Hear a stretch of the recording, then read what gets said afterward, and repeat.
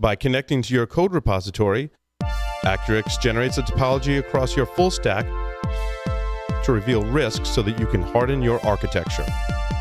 It also scans code for violations against compliance and security standards to enforce best practices. In addition, Accurix develops threat models using vulnerability feeds, IAM privileges, and other data to predict potential breach paths. Learn how easy it is to get started with Accurix at securityweekly.com/Accurix. Signal Sciences secures the most important web applications, APIs, and microservices of the world's leading companies, protecting over 7,500 applications and 150 billion production requests per week. Signal Sciences' next-gen WAF and RASP help companies increase security and maintain site reliability without sacrificing velocity, all at the lowest total cost of ownership. Signal Sciences' patented technology protects any application against any attack with integrations into any DevOps toolchain. Signal Sciences, demand more from your WAF. Learn more at securityweekly.com/Signal Sciences. Discover a simple way to secure your app without the need for a full security team. With trusted software, simply drag and drop your app and let the ML-enabled smart security work. Get it back fully protected within a couple of minutes. With 50 years of security expertise, Erdetto protects over 5 billion devices and applications for some of the world's best-known brands. Change the world one app at a time. To download the white paper on how to address endpoint security in mobile apps, visit securityweekly.com/Erdetto. As the world of software-driven everything becomes a reality and development cycles speed up, sales teams are taking a new approach to application security, one that enables security teams to scale by empowering developers to integrate security into their development workflows and toolsets, all while giving security teams the visibility and control they need. Snyk helps software-driven businesses develop fast and stay secure with a developer-first solution that seamlessly and proactively finds and fixes vulnerabilities in open-source libraries and containers. Learn more and see the solution for yourself at securityweekly.com/Snyk. Welcome back to Application Security Weekly. I'm your host, Mike Shima, joined by Matt Alderman and John Kinsella. We are looking for high-quality guest suggestions for all of our podcasts to fill our Q3 recording schedule. Submit your suggestions for guests by visiting securityweekly.com/guests and submitting the form. We review suggestions monthly and will reach out to you once reviewed. In our first July webcast, you will learn how to stitch and enrich flow data for security with Viavi Solutions. Register for our upcoming webcasts or virtual trainings by visiting securityweekly.com/webcasts or visit securityweekly.com/on-demand to view our previously recorded webcasts. And that July one is coming up this Thursday, so check it out quick, sign up. And that brings us to welcome back John. We had a week of all kinds of bugs everywhere to talk about, bugs in all kinds of things. So the first one is our aforementioned Guacamole that I thought was interesting for a couple reasons, more so because it was doing some protocol analysis, actually, behind the scenes of what was going on between the server-side aspect component of this Apache project that's essentially a front end for RDP solutions. So also, I think, very topical in the spirit of everyone who is working remotely and building up like a Beyond Corp or Zero Trust types of environments. Yeah, I mean, this project's gotten a lot of interest with its open source capabilities. There's a lot of detail here. I mean, they were very methodical of walking through a lot of the different vulnerabilities, because there's a number of them here, and then how they actually combine them to get remote code execution. Just a ton of detail here. If people want to understand kind of how the researcher and the hacker mind works in exploiting a piece of code like this. But it doesn't just show that, it shows some of the personality behind it too, which I think is cool. It's not just the A, B, C, D, but oh damn, that doesn't work because we already reported that bug. I thought that was sort of fun. It's interesting here when I saw this. I'd never heard of Apache Guacamole as a member of the Apache Software Foundation. Whoops. But what's interesting with the interesting point here is it's fun how many new software projects I hear about and think about, or even finally get around to actually using. And the first time I hear about them is from a software vulnerability. God knows how many over the years. It's when I go through the list of stuff which comes through the inboxes every day of vulnerabilities or stuff like that. something either that I'm trying to balance between what do I care about, what would my customers care about, or my, whoever, depends where I'm at, but also just sort of what's interesting, what's going on out there. These streams, I'm thinking off the top of my head, full disclosure, open source vulnerability lists, some of the ones like that, but Twitter, they're everywhere now. But there's so much of stuff out there. It's like even just looking, you might not have to understand each one, but there's so much good stuff in there, even outside of the vulnerability itself. Yeah, plus There a is, lot of and these this open source projects are getting embedded into other commercial versions of projects. Because that community is like, hey, why would I write my own RDP? I'll just use this one, and grabs it off the shelf, pulls it in, and boom, there's a commercial solution just like that. And then somebody goes under the covers into the open source, discovers all these vulnerabilities and how it can be used to exploit systems. Now you don't only have an open source binary issue, which you do, but now you have all these commercial products that have to go back through aspects of patching their software because of embedding some of this stuff into their code. Yeah, I think that there's also an aspect of kind of accessibility into being able to just analyze this particular protocol and take it apart. So just from the perspective of if you want to build up your breaking or your hacking type of techniques and tools, this is one of the good ways of just deploy this particular vulnerable version and just poke at it, because this also kind of is a callback to our last episode when we're talking about the hopefully the soon demise of Flash. This is a very good example on the client side of HTML5 capabilities. It's using WebSockets, using a lot of the keyboard, mouse, a lot of the HTML5 enabled controls. But that protocol is also, because it needs to work with that browser client and work with JavaScript, it has to be very human readable. So it's really a text-based protocol. So it's not something that's more binary, more difficult to reverse engineer, mentally understand. It's a lot easier just to throw in your burp, your Z attack proxy, inspect the traffic, and just kind of throw things around, play with it, and see what breaks, replicate the slew of vulns that were identified by these researchers, and kind of recreate their process, as well as understanding that even researchers that are identifying these types of vulns, they are going through the process of, whoops, well, that didn't work, let me try something else. So it's not like everyone suddenly magic happens and everybody finds a new vuln or a new 0 day just because they looked at something immediately. So there was also some more fun bugs. This one was in the Palo Alto network, their PAN OS.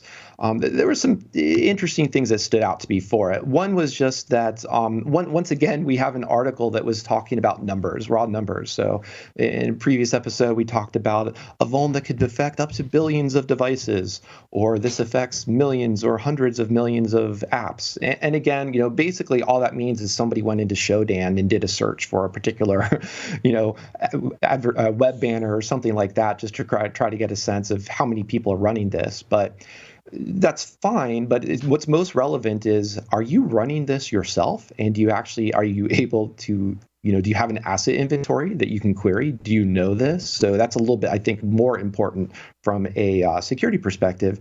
And before we get into the details of the particular vuln, it's also interesting, if you read through the CVE announcement, it's either a 10.0 vulnerability, which is critical, or if the web interface to access this particular to access the web app admin site for this, if it's on a quote restricted management network, it goes from a 10.0 down to a 9.6.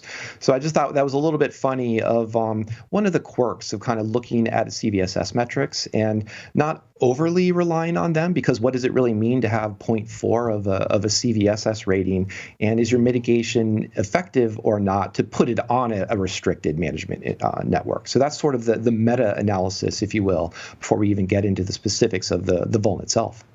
Yeah, obviously not in this case. 0.4 is negligible in a risk reduction. It's that makes me want to go look at the vector and punch that into a calculator and play with it, because I would expect a management net to make more of a difference than that, right? I mean, that seems. I'd expect it to cut it in half, would be my guess, but I'll have to play with that. Yeah, it's a little bit interesting just in the sense of CVSS is a great reference point, just basically the idea of high, medium, and low, but it doesn't absolve you of the responsibility for having a decent threat model or just having an understanding what's the context of your environment and what's your own risk tolerance, your risk appetite, to go with our food metaphor for the day. Yeah, it's I was watching, there's a talk which is coming out pretty soon that the authors they're working on sort of dialing this one in. I'm pretty stoked about when it comes out.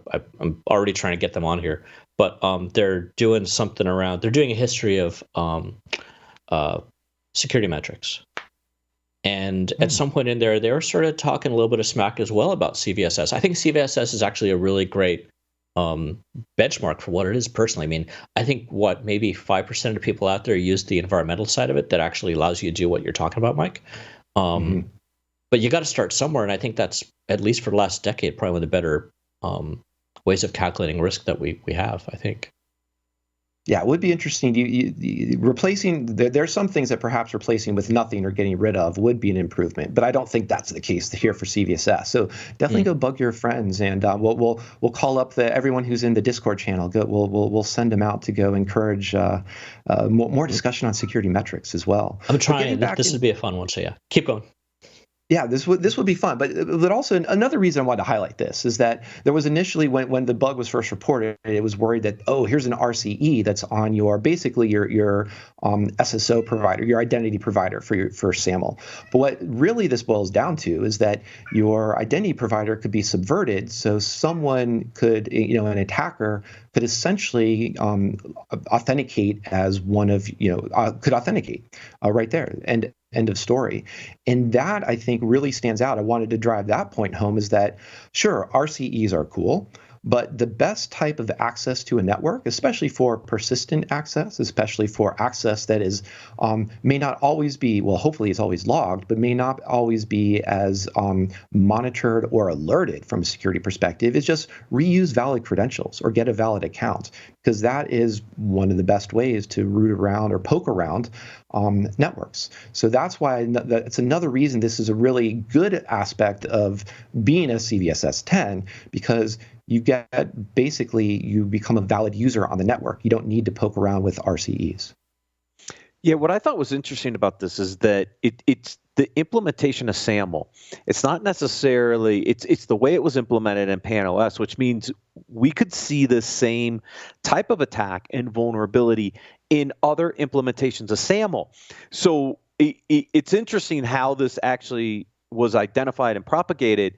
This is more of a SAML implementation issue than it is a PAN-OS vulnerability. So I think there are, somebody's going to go look at all the other environments that implement SAML to see if this same attack will work. Yeah, and that's why I did want to pair this with the other one we're talking about with Guacamole, because you're pointing out that it's more about that protocol or the design of the standard, and how have different implementations implemented optional parts, or how they have interpreted some of the RFCs behind a lot of these types of protocols, and that's where those impedance mismatches come. Or you found it, as you just pointed out, you found it in one implementation. Time to go look around at those other stacks to see what happens. And I think that's also gives us a segue into the third bug of the week, which once again is in media files. So this is in Microsoft's handling of the high efficiency file format, or .heic files, which are basically a way of, I'll shorthand and describe them. They're a smaller but equally or high quality animated GIF. Essentially, they can be a container for a single or multiple JPEG images, and in this case, there was the researcher or researchers identified buffer overflows. So this is not so exciting in the sense that it is an out of band from Microsoft's Patch Tuesday, but also a reminder that image analysis is one of and codecs behind it are notoriously insecure, or notoriously have had problems. And we've seen this in Apple, we've seen this in Android, we've seen this in open source tools like VLC, FFmpeg, lots of other, whether you're dealing with images, videos, etc., sound, there's going to be flaws. Yes, there will. There will. And a lot of the times, because there's math in them, and from that math becomes your manipulation of buffers and offsets. And that's the problems that happen here. And I also thought it would be kind of a fun tie-in too, because we had that conversation with Will and Catherine about hardening the mobile app and doing analysis for control flow, data flow integrity, things like that. And in this case, doing image analysis or media frameworks are great for fuzzing. So you can throw an LLVM, as I mentioned, and its address sanitizers or its undefined behavior sanitizers in combination with a fuzzing framework to see how does your video or audio codec just deal with garbage input with fuzzing. And it's also a little bit easier to fuzz because you don't, video and audio doesn't have as much of a complex state setup as a lot of different protocols have. So if you're trying to do fuzzing on a protocol like SMB, or we were just talking about RDP, that can be a little bit more complex because there's a little more state management. This has to happen before this, and then this, and then that. Whereas images are more of the formats themselves. So I thought that was just a fun thing for anyone who's wanting to also play with tools and do some fuzzing. Go after some codecs.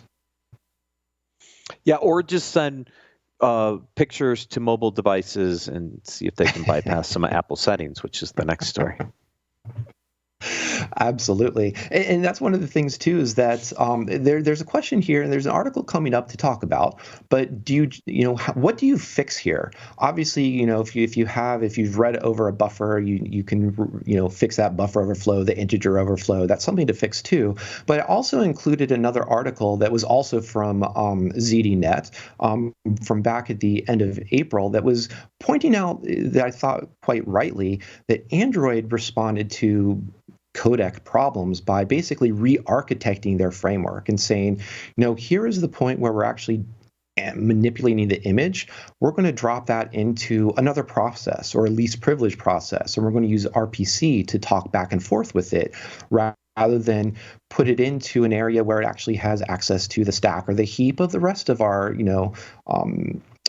process that might have more sensitive information on it, or that could be compromised in different ways. And Apple has done similar things. And there was an example in that article too about Mozilla making the choice to say, cool, we think Rust is this new fancy language. We're going to actually apply it to rewrite our media handling library. So these are some smart ways also to not just say, fix that buffer overflow, but let's actually fix the design of this. And I think that's a really smart lesson to take from this from an application security perspective. And so go ahead. No, sorry. It's I'm a little perplexed by this one. I think you're spot on. I think it's interesting when you think about these media things, right? Because I think it's again coming back to thinking like a hacker. It's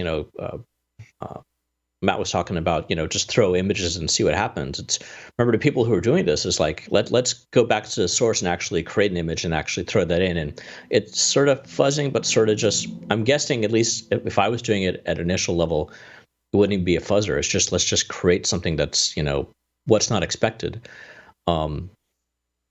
It's disheartening that we keep seeing vulnerabilities like this in media and icons and anything that's handling sort of graphics or sound or things like that. It's again, we talked about companies spending large amounts of money on this, and why does this keep happening? I don't know. I know they're trying, but still, I don't know. And it's absolutely an area to invest in, because not only do you have a massive attack surface, because basically the internet is designed for cat pictures, but pictures and photos, images, and sound are easily uploaded by users. So they can be uploaded everywhere, anywhere, and they're also designed to be consumed by browsers, by devices, by the operating system, services, things like that. So the attack surface and the attack potential, I think, there is massive. So that's definitely an area that I can't imagine is going anywhere anytime soon. But yeah, it's think about that though. It's we know a lot of what we do here on a daily basis. You're either watching this in video or podcast, so either video or audio. There's TLS going left and right everywhere. We know there's there's going to be a bunch of HTML and JavaScript parsing. Why haven't these things been taken seriously and quite honestly just rewritten? in Rust. And I guess we're starting to do that type of thing. And I know none of us have time to do this, but it's at the same time, it's a lot of these, at least for me, get filed under, unfortunately, just another media vulnerability. It's horrible to say, but yeah. Yeah. Well, I think that will take us into another article that I picked up from devops.com, how to build a culture of resilience through good habits. And I think this is the idea too of, do we just fix the bug or do we fix an underlying architecture? Now, the thrust of this article was more about, the availability in the confidentiality, integrity, availability triad of security, but it's pulling out some good concepts. It talks about do not repeat, which I think DNR, my first thought is do not resuscitate, which I think belongs on a lot of legacy software as well, speaking of Flash, hint, hint. But there's a comment in there is that in the article that says you don't get to write new code until your old code is fixed, which is pretty easy to say, but it's also what exactly does that mean that your old code is fixed? Does that mean that you just fixed that buffer overflow in your codec, or you just fixed this, one particular cross-site scripting, this reflected XSS? Or does it mean you go back and rewrite your media framework if you're Android? Does it mean you go back and redeploy, a React on your front end so that XSS is just immensely harder to introduce in the first place? And I think that's where you do, in both cases, I would prefer that, but those tend to be a lot more difficult discussions with your DevOps team because those are architecture undertakings. Those are not like one-day undertakings just to fix a bug. Yeah, tech debt and refactoring code is a lot of work, a lot of resources, and a lot of money. And you're not going to find a lot of organizations that can justify some of those rewrites, depending on where they are. But right, that's sort of at the same time, I consider that to be the task of, or not the task, one of the roles of either a manager or sort of a software architect that like short term, you're not going to be able to write that stuff. But if for, usually you've got, short, medium, long-term goals you're looking for. For a long-term goal, guys, we keep having issues with this, media parser. Let's replace that damn thing. It's not going to happen now, but let's sort of aim over the next 12 months that we're going to get that thing out of here. But John, unless you put resources against it and you start to do it, if you don't do that like right away, all you're going to do is kick that can down the road. No, I don't. I mean, yeah, possibly yes, but the way I'm saying it is, as a long term, once you sort of identify that as something long term, if you're reviewing your tasks and goals every week or month or quarter, you should be able to at least keep in your mind and have some sort of leverage towards that. And yes, this is going to require not having an engineering team that's working, already 120, 130%. So I get that. But at the same time, and I've worked with some engineers who are superbly great at this, of like overestimating a project and then going back and fixing some of the things that they know needed to be fixed.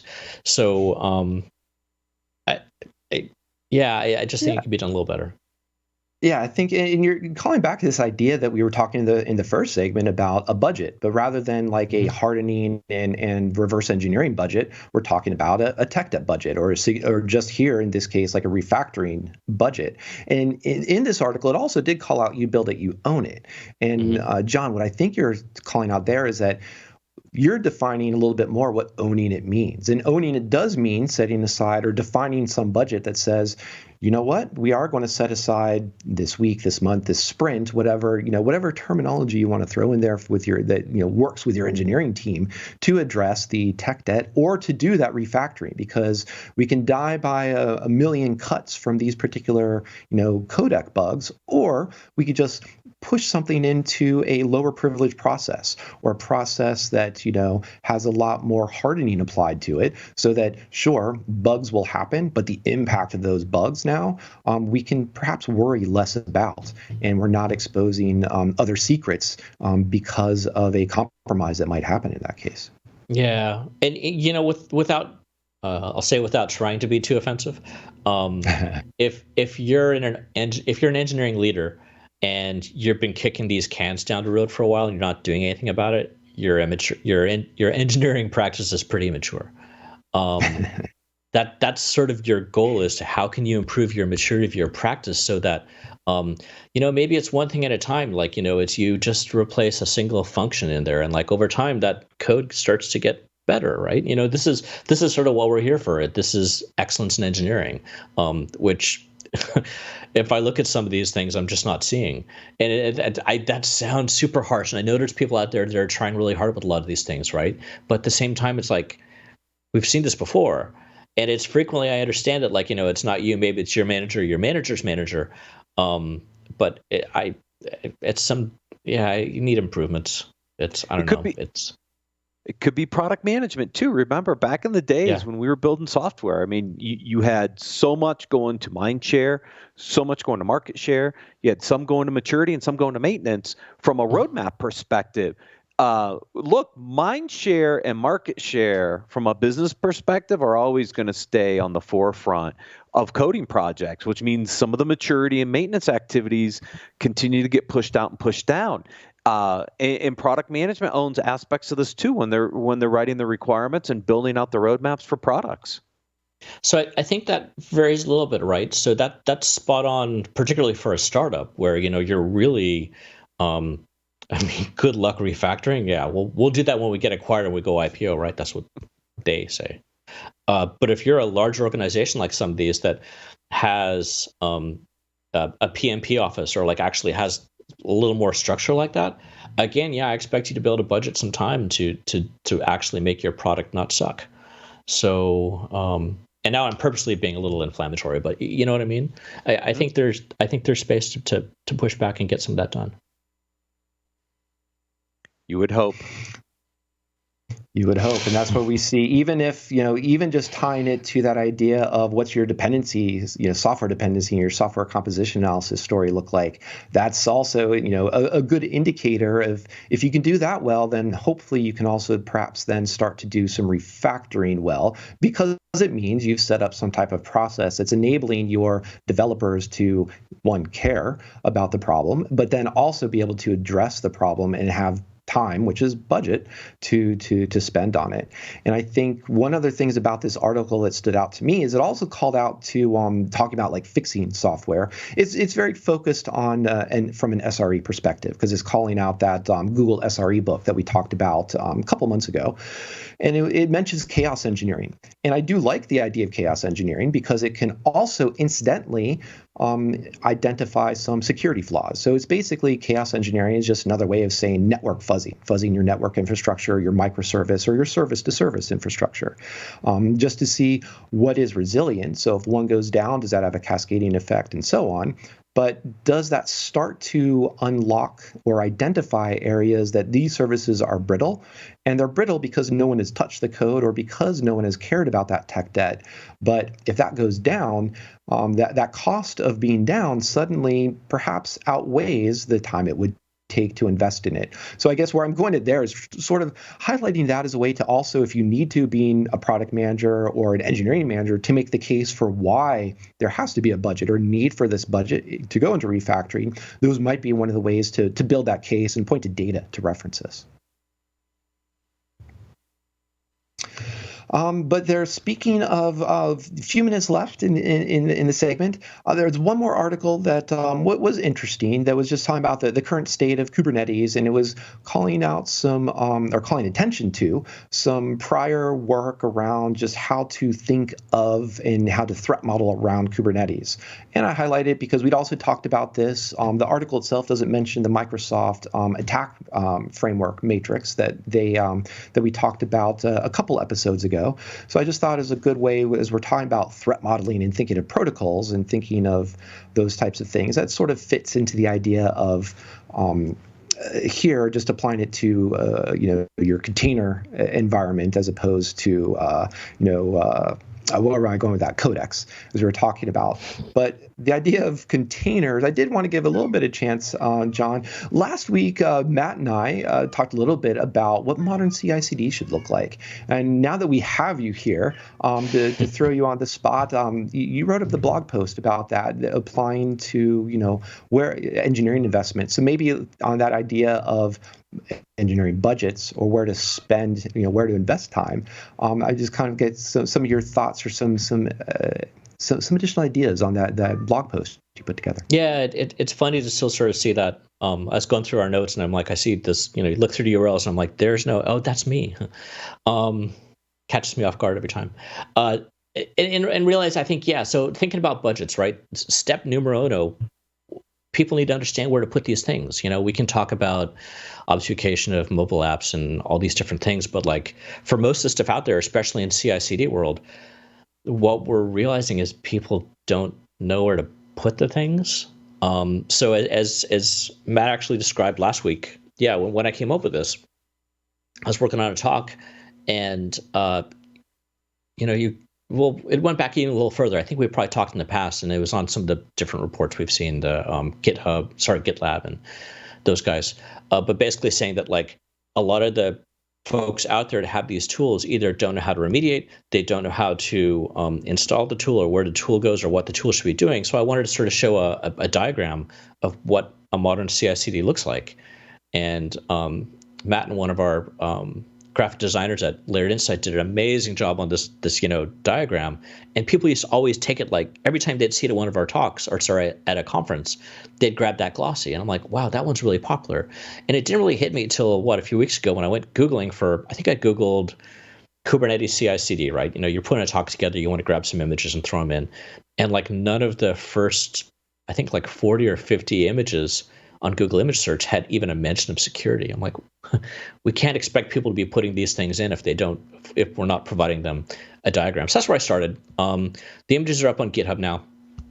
I'd love any feedback. Like if people would like to see me do this for other providers, or if they'd like to see me start actually mentioning products which could go into these spaces. It's still, I think I've got a lot of feedback, actually, direct feedback from it, which was quite nice, more than I usually get. But still, I think there's a lot of way we can play with it and grow it, and then figure out where to spend the budget. Like, how do we prioritize those things? What do we do? Where do we do them first? So yeah, that's what that was about. And it's interesting because, the dialogue you and I had offline was you're looking at the different cloud providers. You're like, where's the security in their CI/CD offerings? No. And it's like, it's not there because they're there to help people try to get code built faster. They're not thinking about the security aspects. And I thought it was interesting how that turned into where do you insert these different security steps in the different cloud providers' CI/CD pipeline offerings, because I think that's where everybody struggles. Where do I put it? Yeah, and I mean it's at least I don't want to call it an upsell, but at least like mention your own tool. You don't have to mention your competitors, or if your Amazon has so many partners, they might want to mention those guys. But if you've got some of these pieces, you'd think you'd at least mention it in there, and that was sort of surprising to me. But even what ECR does, basically, I think it does some level of binary analysis and some code review. It may not be the most advanced thing in the world, but there's some capability. They don't even talk about it. Yeah, Microsoft is using Qualys. They're not mentioning it in theirs. It's. I think Google was the only one that actually gave a mention of it in their slide that I saw. But there's so many in that talk that I did at InfoSec World. I had a bunch of diagrams showing like a PDK transmission from a Porsche, right, a cutaway, and like all the gears in there and everything that's working in a dual clutch transmission. And that's sort of what a workflow can get like, or Kubernetes can get like. And it's like, if you don't know where those pieces go or what to do with them, you've just got a hot mess. So I think that's probably why I'm getting the feedback on this, but I need the cloud providers now to start doing that. Good luck. Well, I think bringing up a hot mess, I think, is a good way to send us out for this particular segment. Even though it was a great discussion, both about mobile hardening in the first segment and some fun discussion about bugs and protocols here. So I do want to thank John, thank Matt for the chat, and I want to thank everyone for joining us both in Discord as well as on the live stream and listening whenever you do come and listen to us. Thank you for joining us. We'll see you again next week on Application Security Weekly.